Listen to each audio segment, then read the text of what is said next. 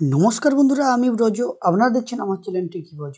বন্ধুরা, সামনের বছর অর্থাৎ 2026 সালে বিধানসভা ভোট, তার ঠিক আগেই এসআইআর ফেজ 2 এর ঘন্টা বেজে গেছে। এসআইআর নিয়ে আপনারা যে আতঙ্কে আছেন, সেই আতঙ্ক বা ভয়ের কোনো কারণ নেই। জেনে নিন আপনাদের কি কি করতে হবে। আপনি অবৈধ অনুপ্রবেশকারী নন তো? তাহলে কিছু করতে হবে না আপনাকে।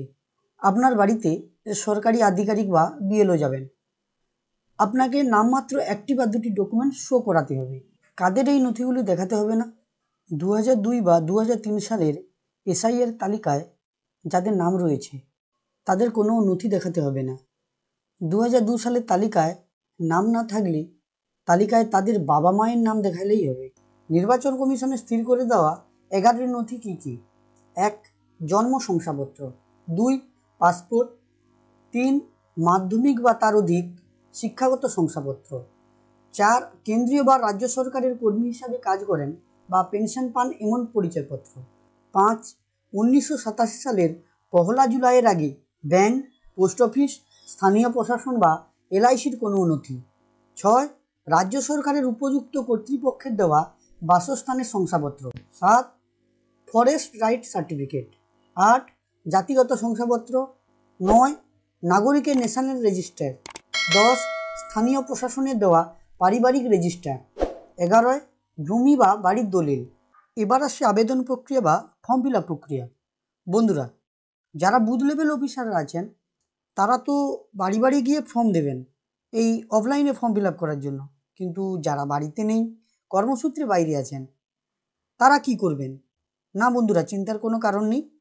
আপনি বাড়িতে বসে অনলাইনেও এই ফর্ম ফিল আপ করতে পারবেন। কিভাবে করবেন এটা তো বলবো, কিন্তু তার আগে বলি, এখনও পর্যন্ত নির্বাচন কমিশন এই ফেজ 2 এর অনলাইন প্রসেস এখনও চালু করেনি, কিন্তু খুব শীঘ্রই চালু করবে। এর ফলে বিহার মডেলে যেভাবে অনলাইনে ফর্ম ফিল আপ হয়েছিল, ঠিক সেইভাবেই দেখিয়ে দেবো আপনাদের যে কিভাবে এই নতুন ফর্ম ফিল আপ আপনি অনলাইনে ঘরে বসে করতে পারবেন। TV9 ডিজিটালে দ্য ব্রিফিং রুমে সুপ্রিয় স্যার আপনাদের সেটা পুঙ্খানুপুঙ্খভাবে ভিডিওতে দেখিয়ে দেবেন। বন্ধুরা, ভিডিওটি শুরু করার পূর্বে আপনাদের কাছে আমার বিশেষ অনুরোধ, যারা আমার চ্যানেলে নতুন, প্লিজ চ্যানেলটিকে সাবস্ক্রাইব করে নেবেন এবং পাশে থাকা বেল আইকনটি দাবিয়ে দেবেন। যদি পারেন বন্ধুদের সাথে বেশি বেশি করে শেয়ার করে দেবেন। চলুন বন্ধুরা, ভিডিওটি শুরু করি। ওয়েব ব্রাউজারে গিয়ে সার্চ করুন ভোটার সার্ভিস পোর্টাল লিখে। সবার উপরেই ইলেকশন কমিশনের ওয়েবসাইটটি আপনি দেখতে পাবেন। সেখানে গিয়ে এনুমারেশন ফর্ম সিলেক্ট করতে হবে। সেখানেই আপনি অপশন পাবেন অনলাইনে ফিল আপ করবেন নাকি অফলাইনে। আপনি কোনটা প্রেফার করছেন? যদি আপনি অফলাইন করতে চান তাহলে আপনার সমস্ত ডিটেল দিয়ে একটা ফর্ম ওরা আপনাকে জেনারেট করে দেবে, আর অনলাইনে হলে অনলাইন সিলেক্ট করে প্রসেস করতে হবে।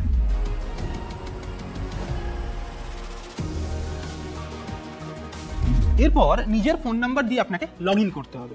যদি আপনার আগে থেকে আইডি ক্রিয়েট করা না থাকে তাহলে কিন্তু প্রথমে লগ ইন করলে হবে না, সেক্ষেত্রে আপনাকে সাইন আপ করতে হবে। আর সাইন আপ হয়ে গেলে তারপর লগ ইন করতে হবে, করে আপনার এপিক নাম্বার বা ভোটার আইডি কার্ডের নাম্বার দিয়ে আপনার সমস্ত ডিটেল ওই ওয়েবসাইটে ফেচ করাতে হবে।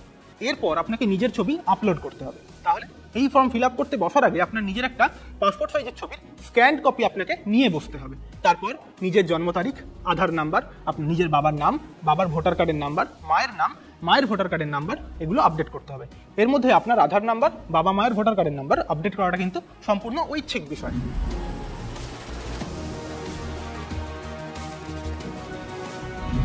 আগেই আপনি আপনার ছবি আপলোড করে ফেলেছেন, সব শেষে আপনার নিজের সইও আপলোড করতে হবে। তার জন্য একটা সাদা পাতায় নীল বা কালো কালিতে সই করে সেটা স্ক্যান করে তারপর সেটা আপলোড করতে হবে। আর সব শেষে ডিটেলসের যে পেজটি, যেটাতে আপনি এত কিছু করলেন, লিখলেন, আপলোড করলেন, সেটিকে সাবমিট করতে হবে।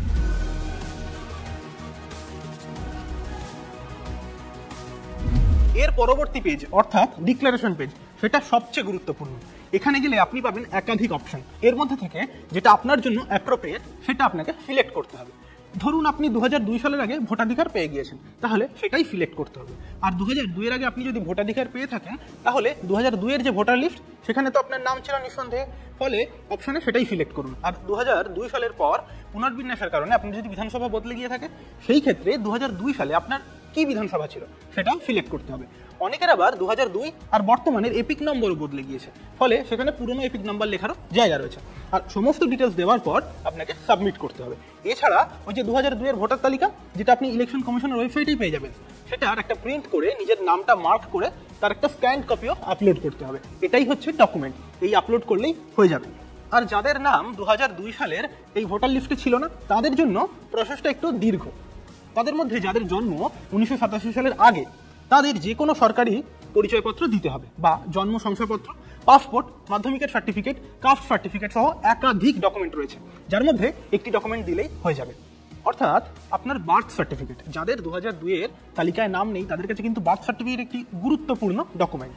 আর যাদের জন্ম 1987 সাল থেকে 2004 সালের মধ্যে, তাদেরও একই ধরনের ডকুমেন্ট দিতে হবে।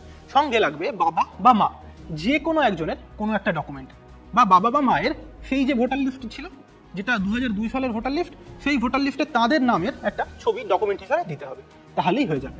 আর 2004 সালের পর যাদের জন্ম, তাদের ক্ষেত্রে এই সমস্ত ডকুমেন্ট লাগবে, এবং বাবা ও মা তাদের দুজনের ডকুমেন্টই জমা করতে হবে। এবং সব শেষে আপনি যদি সাবমিট বাটনে ট্যাপ করেন, তাহলেই হয়ে গেল, আর চিন্তা নেই। অর্থাৎ যে সমস্ত ব্যক্তিদের 2002 এর তালিকায় নাম নেই, তাদের বাবা অথবা মা, তাদের কিন্তু 2002 এর তালিকায় নাম থাকতে হবে। এটা কিন্তু অত্যন্ত গুরুত্বপূর্ণ। অর্থাৎ আপনার নাম নাই থাকতে পারে, কিন্তু আপনার বাবা বা মা 2002 সালে ভারতের ভোটার ছিলেন, সেই প্রমাণ কিন্তু আপনাকে দিতে হবে।